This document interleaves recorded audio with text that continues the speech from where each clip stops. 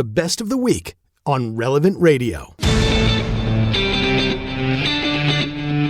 You know, one thing that's really useful in talking to people who disagree with you and writing for people who disagree with you is just trying to find ways to like them, to like people. Jesus asks us to love our enemies. I think a good first step in that direction is figuring out, what do you like about people who disagree with you, right? Like, what's a first step towards showing the deepest Christian love that you can take in ordinary life? It's the Drew Mariani Show on Relevant Radio. Yeah, that was my next guest, Ross Douthat. He was actually talking to Morning Joe there. Has a new book out called Believe, Why Everyone Should Be Religious. And if you're not familiar with him, he's a distinguished columnist for the New York Times and really a profound voice in contemporary religious discourse. He came out with a very compelling new book. I actually have it in my hand.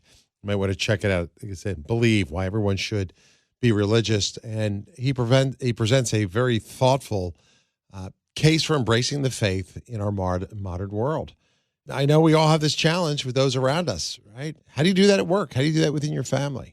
How does religious belief align, with the order of the cosmos? I hear people all the time say, I'm spiritual, but not religious. What about the mystery of consciousness or this enduring reality of spiritual experience? I want to dive into all that. It's great to have Ross with us this afternoon. Hey, thanks for joining me today, and thanks for your great work. Great to have your book here. I look forward to plowing through the rest of it. You're very kind. That's a wonderful introduction. I tell people, I joined the New York Times in 2009 as probably their first conservative Catholic columnist. Right. And, for most of my career, writing for fairly secular and liberal readership, it's just been sort of describing decline and scandal and defeat. So I'm personally quite excited to say, look, the rise of people with no religious affiliation is leveling off. It's not that we have a religious revival. It's more that we have a kind of desire for one in the culture right now, a kind of impulse toward belief that, takes a lot of different forms, some of them dangerous, I think, frankly, and dark. But I think it's a moment of interesting religious opportunity for Christians. So what's your thought on it, though? I mean, I'll be honest with you, I was surprised. After COVID struck and we had, as a Catholic, Mass, from your house, you watch on your couch, or people who had a cup of coffee or were going to Mass in their beds. I mean, it was just crazy. And then nobody went back to church afterwards. We saw this massive decline because, we know virtue and vice, right? Vice is the formation of that bad habit. Virtue is the practice of good habits. And when you got out of the habit of going to Mass, people they said, well, lightning didn't strike me and things seem to be okay.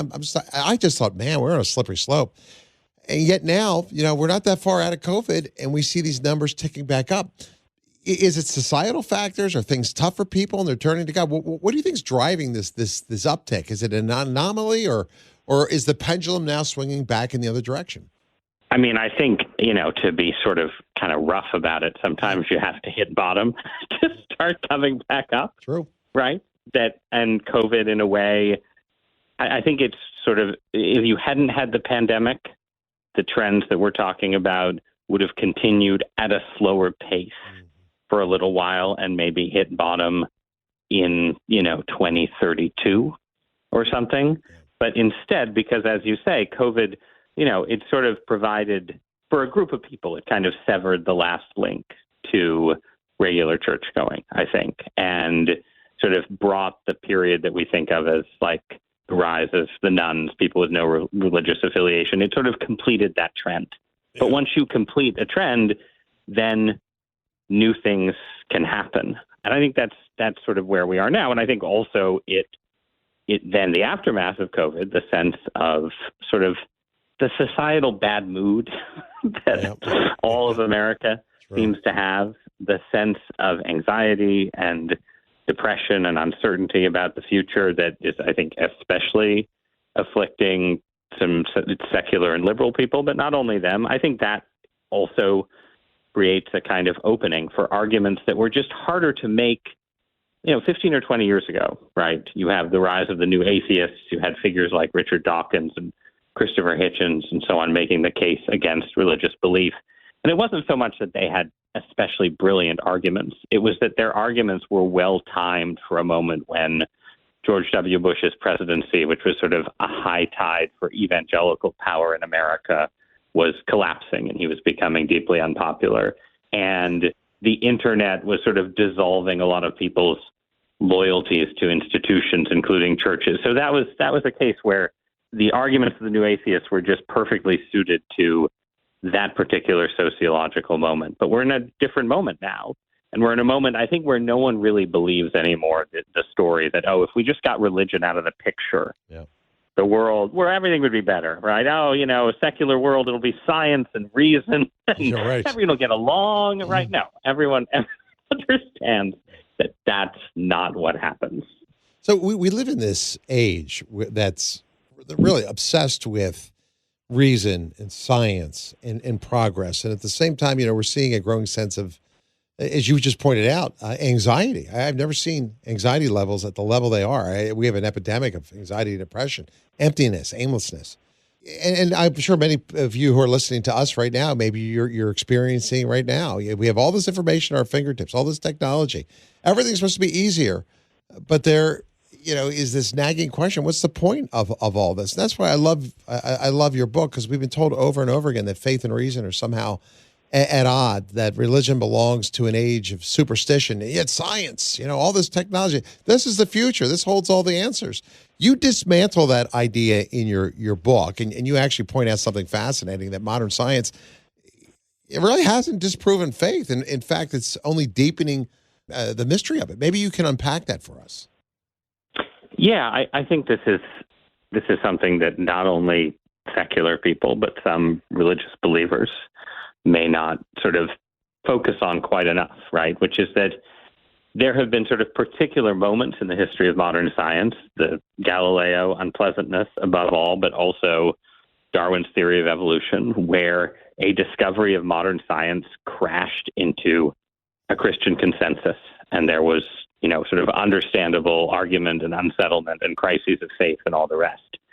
But the scientific progress of the last 100 to 150 years, especially in physics, has not had that effect at all.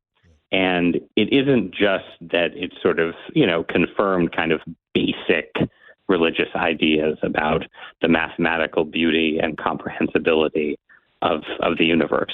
It's done all that, right?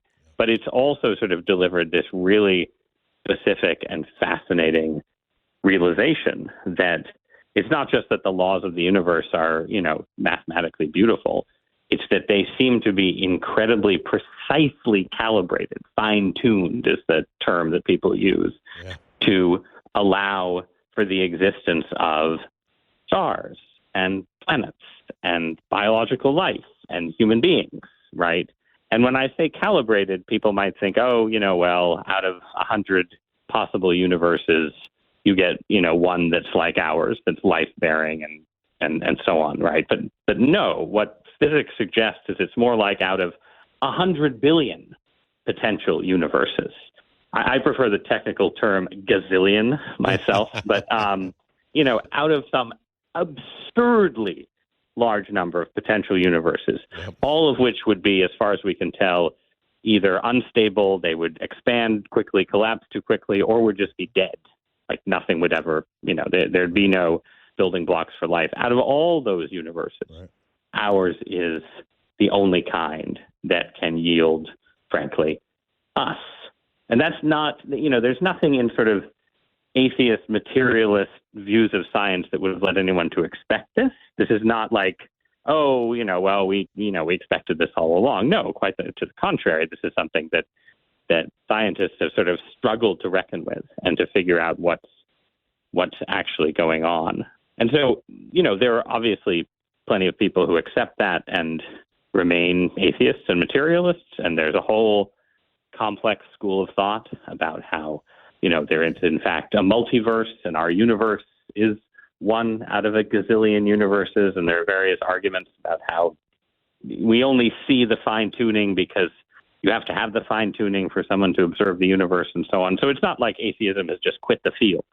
But there is, and this is only one example, right? There are a bunch of different converging ways in which what we know about physics, consciousness's relationship to material reality, which is quite peculiar, and then consciousness itself. It's sort of the resilient mystery of the way human beings in particular experience the world, that all seem to line up quite well with a traditional religious world picture, not only the Christian and biblical world picture, but certainly ours. And that's an important thing to understand and keep in mind if you're trying to figure out what's actually going on in the universe, because there's this idea that, that science sort of has decentered, knocked Earth into kind of an insignificant position, right? It's like, in the Middle Ages, people thought Earth was the center of everything, and now we know it's not. Well, we know it's probably not the physical center of everything, and it is a very small planet in a very big universe. But we do have a lot of evidence that, in fact, even if it's not the only reason the universe exists, it is one of the reasons that this universe was conjured into being. And that's a pretty striking realization. I love that.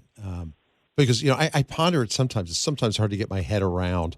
You take a look at the amount of stars that are in the solar system. I mean, each galaxy has hundreds of billions of stars. Our galaxy has hundreds of billions of stars. And the numbers of planets around those stars leads you to the quintillions, right? But then there are, scientists think, something like 2 trillion galaxies just in the observable universe, right?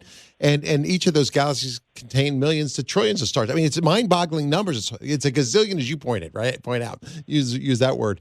It's really hard to get your head around. And then I saw a TED Talk one time, because based on just the math, the possibility of intelligent life, many would argue, is high, that we're not the only ones in the universe. Yet I saw another, I don't know if it was a professor or where he was, he made such a compelling case on this TED Talk that perhaps God created the universe just for us.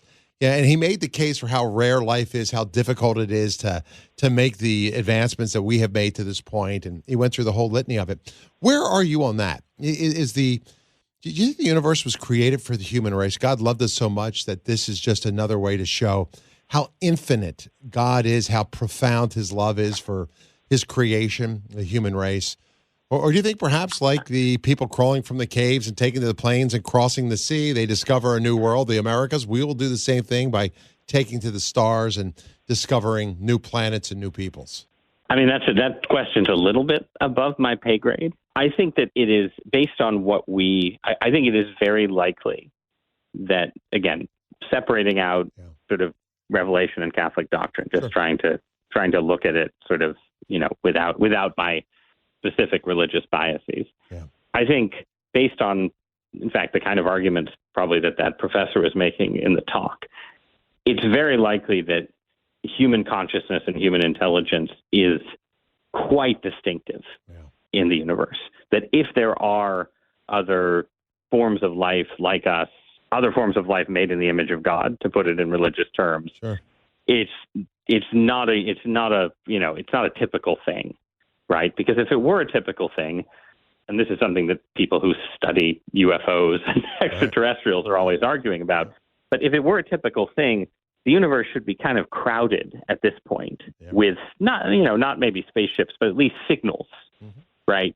Like because the universe has been around for a long time, and the fact that we don't have, the fact that we can sort of peer into the depths of space and send our own signals out without immediately encountering evidence of other civilizations suggests that either we're one of the first to reach this level of consciousness and civilizational achievement, or it's just really, really rare.